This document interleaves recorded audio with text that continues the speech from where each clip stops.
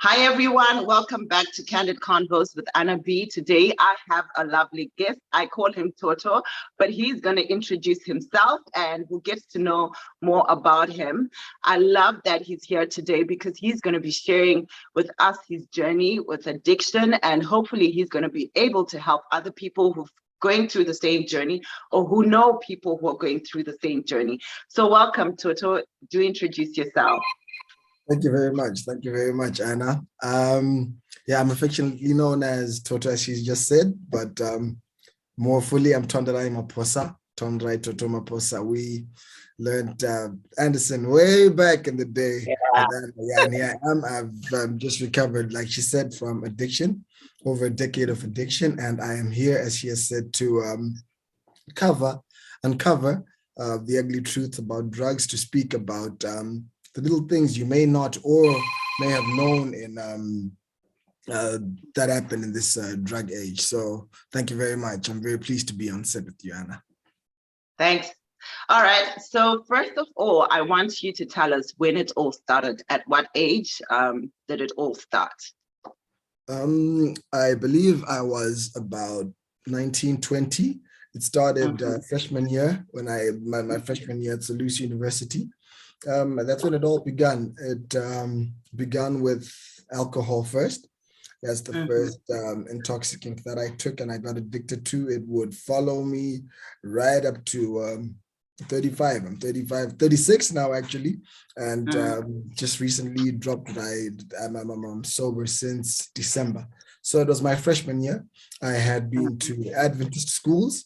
I'd been to Anderson, where I was with Anna. I went to Nyazura. I was at Salusi Primary School, but unfortunately, this didn't help me. I fell through the gaps, and yeah, that's when it all started, freshman.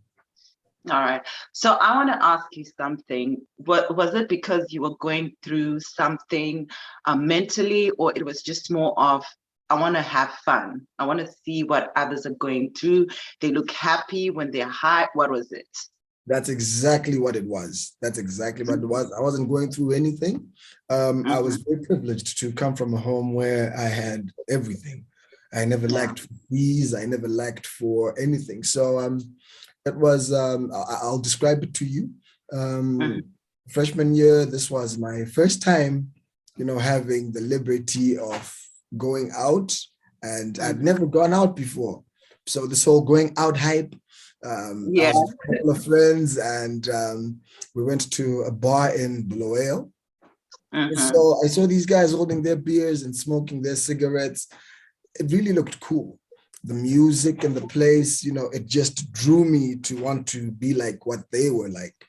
They were drinking, so I got my first beer and started drinking. From then on, it would be a spiral downwards, because that then attracted the various other intoxicants I started taking. It was beer, then cigarettes. After the cigarettes, I took the marijuana. The marijuana led to the Bronclear, which led to the cat, which is some cheap form of cocaine they sell. You sniff it through your nose. And then that brought in the crystal meth, and it was just messed up. Codeine, and then the diazepam tablets as well. Okay. So in all 7 of them, right? I think there are 7 that you were addicted to. Did any of them give you a different feeling, or it was the same with all of them? All of them gave a nice feeling, but the nice is different in its in its niceness. The codeine would give me a drowsy nice. I mean, really drowsy. We call it I think it's called lean. Yeah, you just lean and you're just there. You're just gone like that. The crystal meth gave me hyperactivity. It totally made me want to stay on my toes all the time. Same with the diazepam. It gave me a really nice sleepy, drowsy feeling. They have got different nicenesses, if I were to use that word. And they all gave me a different type of high. But I believe all of them play with your pleasure-releasing centers in your brain to release another dopamine, which give you that euphoric feeling. So yeah, they do have different nice feelings, but it's high. It's all in the umbrella high. Yeah. All right. So I've got family, I've got friends who are addicted, and I would love for you to help us to know how the journey is when you actually decide, I want to quit. Because sometimes parents discover their children are going through this, and the child comes and they sincerely say, I want to quit. And I've seen some in my own life who do it for a day or two, and then they go back and they say, I can't, I'm struggling. So what do we need to know when we have someone who actually wants to quit and they're struggling? What are we missing? Maybe you can help us. All right. The first step, I'd really like to commend the people that want to quit, because that's in my situation or in my assessment, the key thing that you want. The person must have that desire to quit, because I have noticed that no quitting is going to happen until you actually have a look at yourself in the mirror and you don't like your current situation, and then you want to change. So these people here that want to change and they want to quit are the easiest to help. They are already 1 foot in the road to quitting.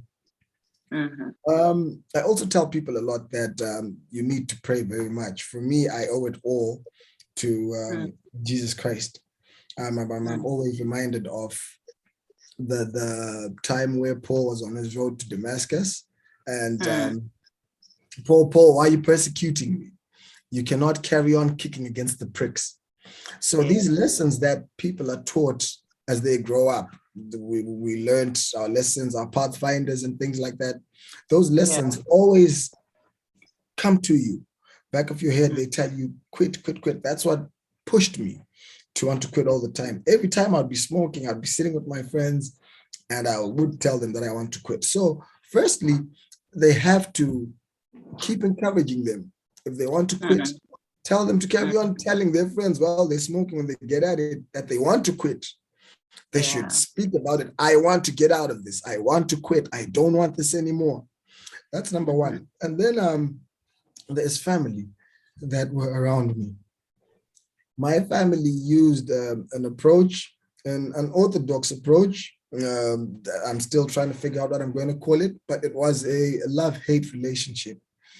Where I know right now, I will tell you, I know they never stopped loving me. They did love me, but they got to a point where they just couldn't take it anymore. So my dad in particular sent me away from home, from a comfortable home I had. He came once upon a time. I just want to give you in perspective. He came home and he found I had planted 13 banjit trees. I had 13 little plants growing in my bedroom, and I was going to sell these in your plants. room. Right in my room. I had a light. And I really wanted money from this. So what these things do is you throw all caution to the wind. You stop reasoning is really normal, in a normal way, and you start taking things for granted. So at that point, he couldn't have it anymore. And then he banished me. Get out of this. He didn't want to see me. He didn't want to see any of that type of behavior. This is coming back to one of the things that we need to do as family when we see one of our own suffering or captive to drugs. You need to reach a point where you're going to say, okay, enough is enough. Because there's a tendency to abuse those people that love us, right? Yeah. I come back, I want to quit, and I look really, really sorry, and then the support comes in again. The drug mindset is very manipulative. Every time I would come back and beg to be taken back in the home, I had in the back of my head that, okay, I just want the chance to be close to these people. So I steal something and go and sell it so I get some money, or just to have a little break from the drugs. The next thing, what you need to tell people is they need to break the circle of relationships. They need to break the circle of routines. They need to break the circle of resistance. You can't have someone that wants to quit drugs still playing with the people that he played with when he was with them. That's true. Yeah. Right? So someone that really wants to quit drugs must get away from those people totally. You need to distance yourself from it. If you read 1 Peter 5 verse 8, be sober, be vigilant. Your devil, the adversary, is coming at you like a lion, seeking whom he may devour. So you need to be vigilant about where you are. Totally change your environment, get away from it. That was key for me. My little sister came to Highfields. I was in Highfields, a place called Highfields in Harare, and she extracted me from that place. So when she took me away from that place, I didn't see those people anymore who I wanted to see. I found that friends, the bad friends, are actually triggers to taking these drugs. Every time I would see X, my mind would get the inkling, I need to smoke. I associate the person with the high. So get out of the environment and break the routine. Break the routine is also a function of getting out of the circle of the environment. I had a routine. Every time I woke up, I needed to smoke a cigarette. Every time I ate, I needed to smoke a cigarette. Before I go to bed, I need to smoke a cigarette. It got so bad that I didn't have a coin to my name. Cigarettes are about the cheapest things that you can get. So whatever money you get, your mind is conditioned by the cigarette. You must buy a cigarette. So break the routine. You don't die if you don't smoke that cigarette. And then so wait, before you move on to the next one, where you're talking about break the routine, when you start going through the withdrawal symptoms, what can you do? Because some people, once they start the shivers and stuff, they then give in because they're like, the withdrawal symptoms are so bad. So how did you do it when you started going through the withdrawal symptoms? Right. Largely like what I just told you, a lot of my recovery has been attributed to the grace of God.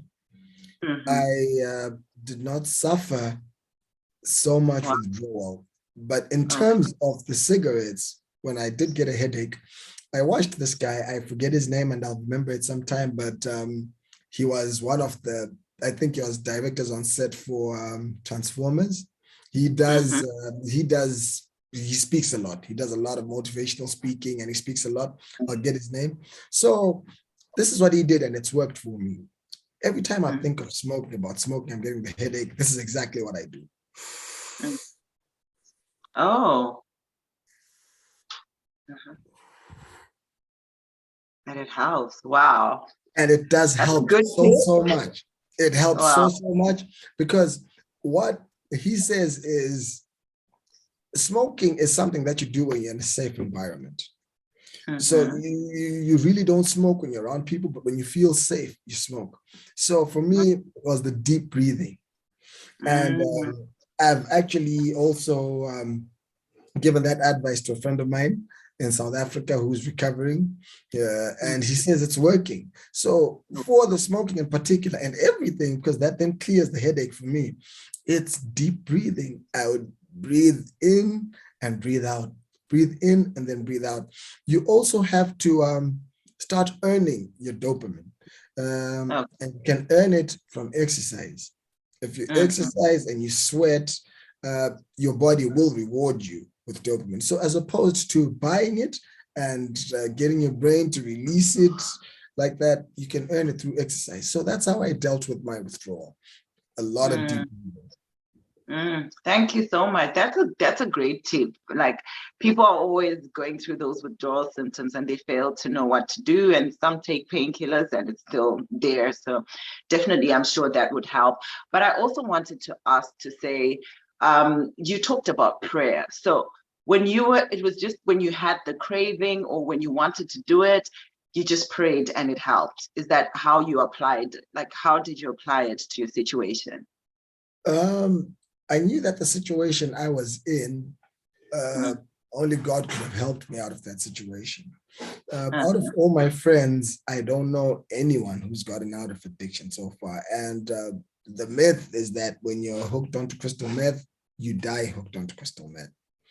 The prayer helped because I'd always ask for strength to be able to quit. I was asking for power, for my own self to be a little bit stronger in it. So it did alleviate those symptoms, those withdrawal symptoms, because it's been amazing for me in that I haven't had withdrawal the way I read about it. I read withdrawal, you shake and it's totally unbearable. But just headaches were probably the most that I experienced in terms of withdrawal. But then the people around me as well, you guys, when you cheer me on Facebook, when you guys, Toto, you're doing really great. That in itself is really, really good. It makes me feel happy. And I believe those are most of the things that, some of the things that helped me to deal with the withdrawal, which might have been very, very terrible for me. Thank you so much. And maybe I would also want to ask to say, mentally, because now you're working with other people who have addictions, what are some of the struggles that people face when they're making that decision to quit? Right. The main struggles that you're going to face are getting people to look at you in a different way. Because when you take the drugs, you see, I was just reading about it because there's a time when I was high. I had to be restrained, my handcuffs. It was totally terrible. When you're under the influence of drugs, you build an image that's terrible. People get scared of you. That's because you're stealing. Your whole face changes. Your whole face changes. You look scary. Drug addicts look scary. And they do stuff that in a normal situation, you would call, okay, let me refer to me. I was going crazy. I was going mad. It's I now know it's a substance-induced psychotic behavior, which is triggered by taking intoxicants into your system. So people start looking at you that way and they want to distance themselves from you. So as you're reintegrating into society, you are going to face a lot of challenges because it takes a moment to break your reputation and get people to not want you. I'll give you an incident, which I always tell people so much. While I was at Solusi, I broke into the computer lab and I stole 51 computers. 51 computers went missing to Solusi. I cheated people of their fees. I counterfeited my receipts. So people are going to look at you with that eye, hey, we have to be careful of this guy.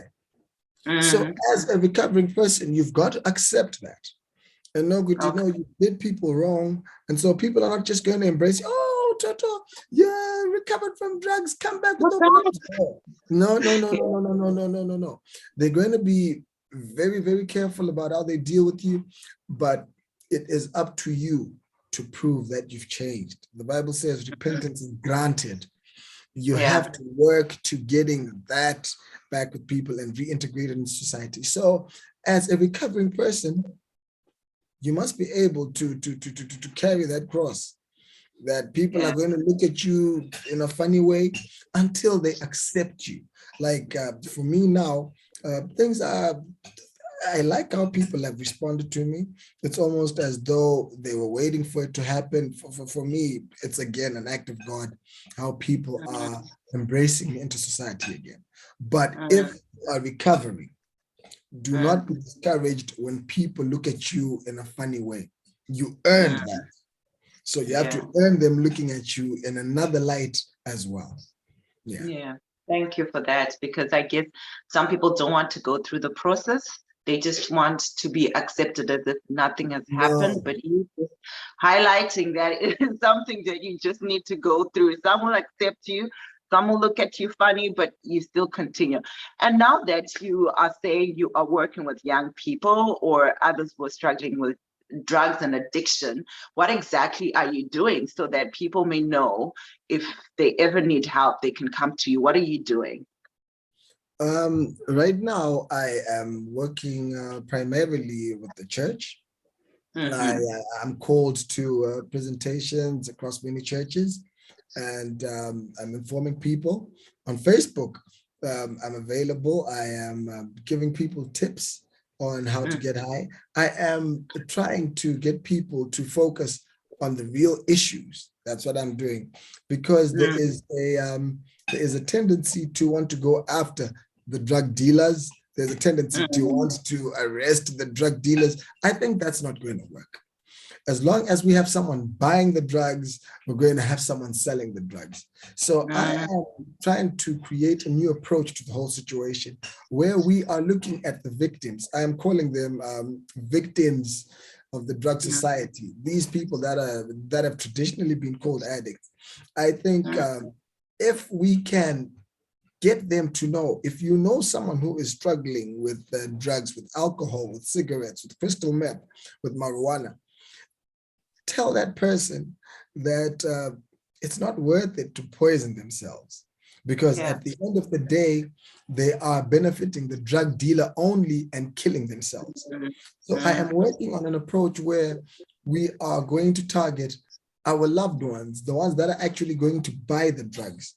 I believe if no one is buying the drugs, we're not going to have a problem with drugs.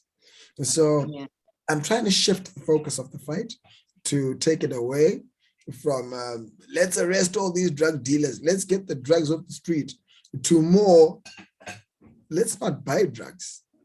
No one should buy drugs. So that's what I'm doing. And thank you for doing that, because I think people don't understand that it's actually a struggle and something that people are facing. So you find some, like you're saying, in the church living a double life. At church, yes, I'm fine, but outside I'm struggling and they don't even know who to come to. So I'm happy you're also bringing that Christian perspective to say, yes, you can do all this, but also put in the prayer. You know, a friend of mine and I were discussing the other day, and we're actually saying, even when we were young, you know, like when we're in the teenage years, there wasn't fun that was sober. Like, people wouldn't go out of their way to actually create a space where people can have fun, and it's sober fun, you know? And I think that is one of the biggest struggles, to say, even if people say, let's go out, it's always, let's go drink, let's have a smoke and all that. And I love that you're actually coming and saying, it's what it does to your body also. So it's not even for the other person, but yourself. And I hope you continue to do that. So if people want to get in touch with you, they can find you on Facebook. And are you going to share your number, or? Yes, I am going to share my number. You've got my number as well, Anna. My number is 00263 776 837 I'll say it again. 00263 776 837 You can catch me anytime, anywhere. I actually don't sleep. I'm up working all the time. So I really like how you have said, Kuti, you need to have fun doing other things. And growing up, I believe you were grown up in the church like I was. We must understand that the drug problem is here. It has entered the church.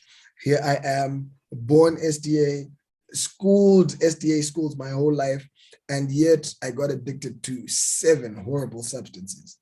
We need to educate people more. We need to look at the situation in broader sense, and really get these people to know that their problems are not unique. They're not it's a terrible situation to be in, but we need to open our arms and help these people get out of those problems.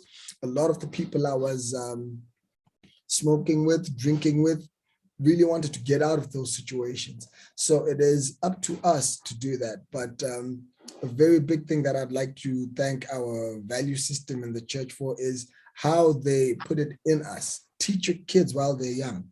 Teach your kids. They may get out of the church and go wayward, but they will come back. For me, it was a very valuable tool. It was a big lesson for me. I kept that pathfinder law is for me to keep the morning watch, do my honest part, care for my body. It kept ringing in my head. It kept ringing in my head. So that goes to show how special those lessons we learn are when we're really young. They help us to find our way back home if we get lost. Can you say something for the parents? Because like you're mentioning, sometimes we give up on our children. And yeah, like you're saying, at the end of the day, we are also supposed to be extending the same love that God extends to us, you know.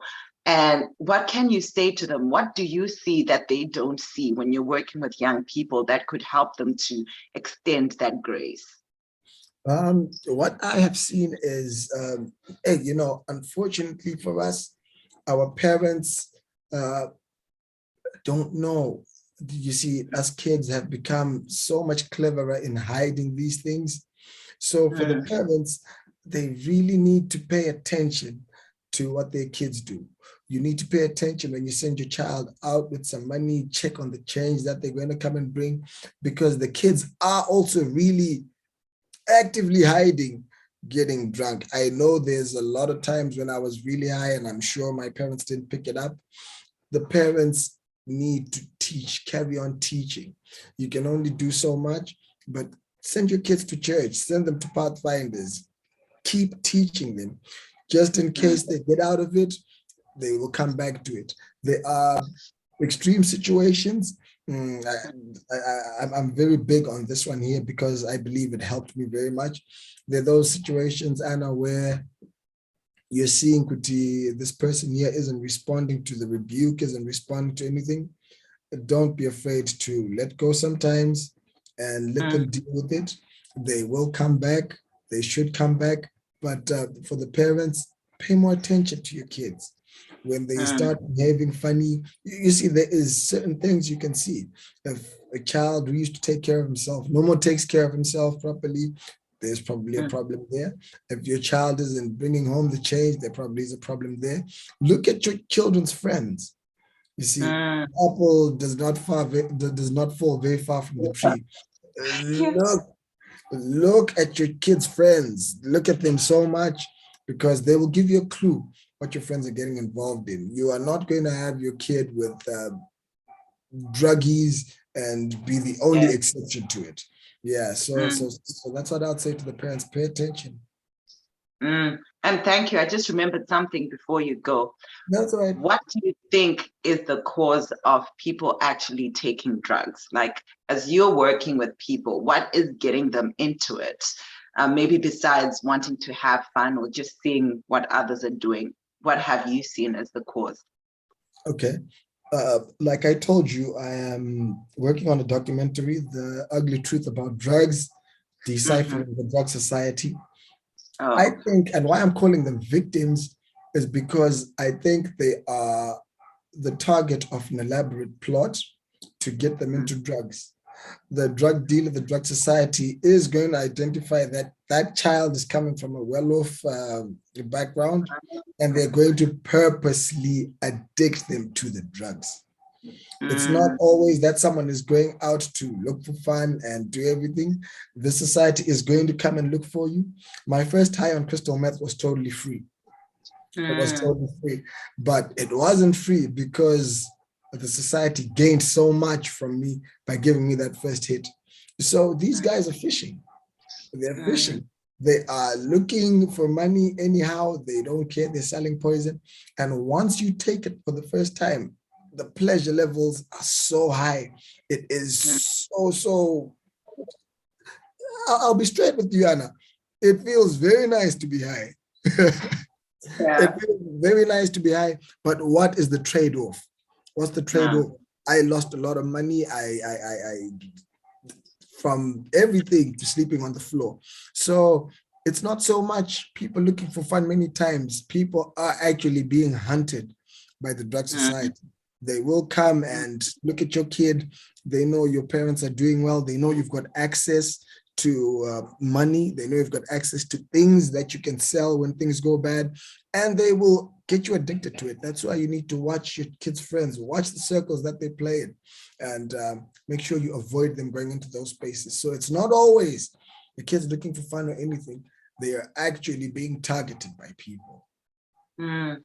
Thank you so much, Toto. There's a lot to learn. And as he said, he's willing to help anyone who needs that help. So do get in touch with him. But I love the work that you're doing. And I pray that God continues to use you. You're doing an amazing job.